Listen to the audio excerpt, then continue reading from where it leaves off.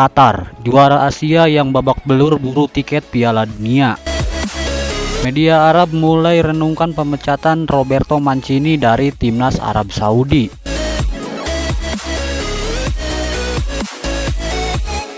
Qatar berstatus juara Piala Asia dalam 2 edisi terakhir, namun mereka babak belur saat memburu tiket Piala Dunia 2026.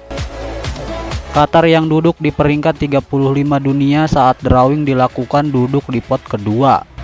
Mereka lalu ditempatkan di grup A bersama Iran, Uzbekistan, Uni Emirat Arab, Kirgistan, dan Korea Utara. Dengan status juara Piala Asia, Qatar ternyata tidak menunjukkan penampilan bagus dalam 6 laga berjalan.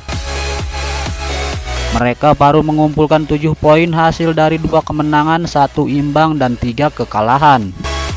Qatar sudah tertinggal 9 angka dari Iran yang duduk di peringkat pertama. Uzbekistan ada di posisi kedua dengan torehan 13 angka, sedangkan Uni Emirat Arab ada di peringkat ketiga dengan catatan 10 poin. Dalam laga terakhir di bulan November, Qatar bahkan dihajar oleh Uni Emirat Arab dengan skor telak 0-5. Padahal di laga sebelumnya Qatar sempat menunjukkan sinyal kebangkitan ketika menang dramatis atas Uzbekistan dengan skor 2-3 di kandang. Merujuk pada jumlah kebobolan, Qatar saat ini adalah tim dengan pertahanan paling lemah di babak ketiga kualifikasi Piala Dunia 2026. Qatar sudah kebobolan 17 gol, jumlah terbanyak di antara 18 tim yang bertahan di babak ini. Sedikit keberuntungan bagi Qatar, mereka masih punya selisih 4 poin dari Kirgistan yang ada di peringkat kelima. Hal ini membuat Qatar setidaknya masih ada di zona aman 4 besar yang bisa mengantar mereka ke babak keempat kualifikasi Piala Dunia 2026.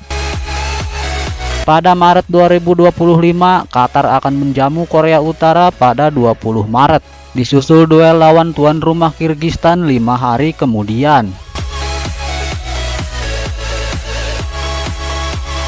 Dua duel ini penting bagi Qatar untuk melanjutkan mimpi mereka mengejar 3 tim di atas mereka. Bila Qatar kehilangan poin di 2 laga tersebut, bukan tak mungkin justru mereka yang bisa dikejar oleh Kirgistan dan Korea Utara.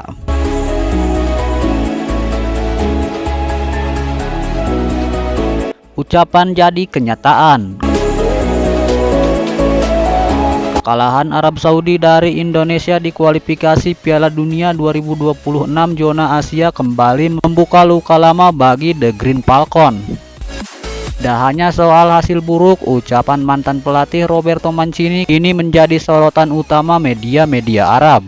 Mereka mulai merenungkan pernyataan pria asal Italia itu yang mengkritisi kondisi sepak bola Arab Saudi, khususnya soal kualitas pemain lokal yang minim tampil di level kompetitif.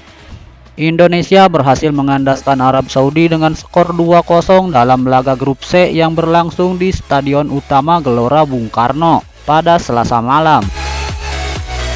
Kekalahan ini menjadi yang kedua kalinya bagi Arab Saudi setelah melawan tim Garuda di babak grup. Sebelumnya, saat masih dilatih oleh Roberto Mancini, Arab Saudi hanya mampu bermain imbang 1-1 di Jeddah. Dalam salah satu wawancara sebelum akhirnya dipecat, Mancini mengakui bahwa Indonesia memiliki perbedaan mendasar yang membuat mereka lebih kompetitif. Ia menyoroti keberadaan pemain naturalisasi Indonesia yang tampil reguler di klub-klub Eropa dan Asia. Sementara para pemain lokal Arab Saudi lebih banyak duduk di bangku cadangan klub mereka karena persaingan ketat dengan pemain asing di liga domestik. Mancini bahkan menyebut bahwa situasi ini menyulitkan Arab Saudi untuk tampil optimal mengingat hal-hal krusial yang diabaikan. Indonesia adalah tim yang luar biasa dengan pemain profesional yang sering bermain secara reguler di klub mereka, ungkap Mancini saat itu.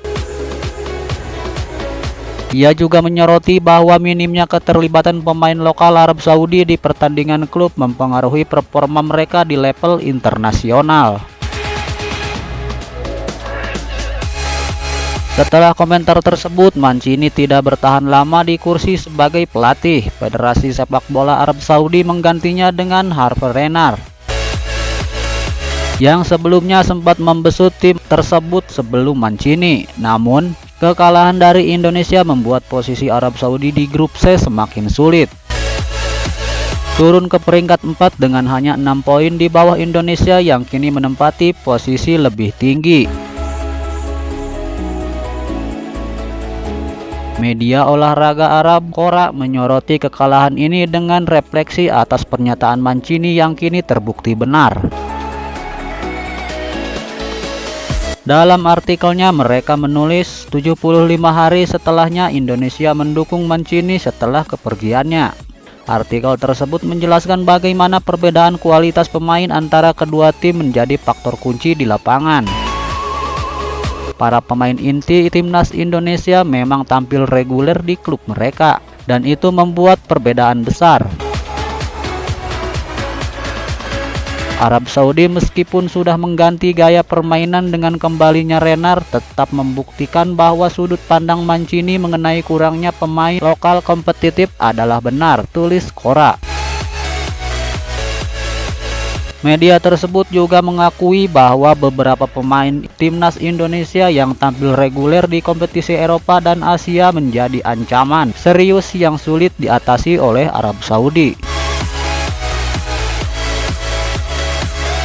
Sementara itu, skuad Hervé Renard terlihat kewalahan dengan tekanan tinggi yang diberikan oleh pemain-pemain timnas Indonesia sepanjang pertandingan. Kekalahan ini tidak hanya menambahkan tekanan bagi Arab Saudi untuk lolos ke babak berikutnya, tapi juga membuka kembali perdebatan tentang strategi pengelolaan pemain lokal di liga domestik mereka.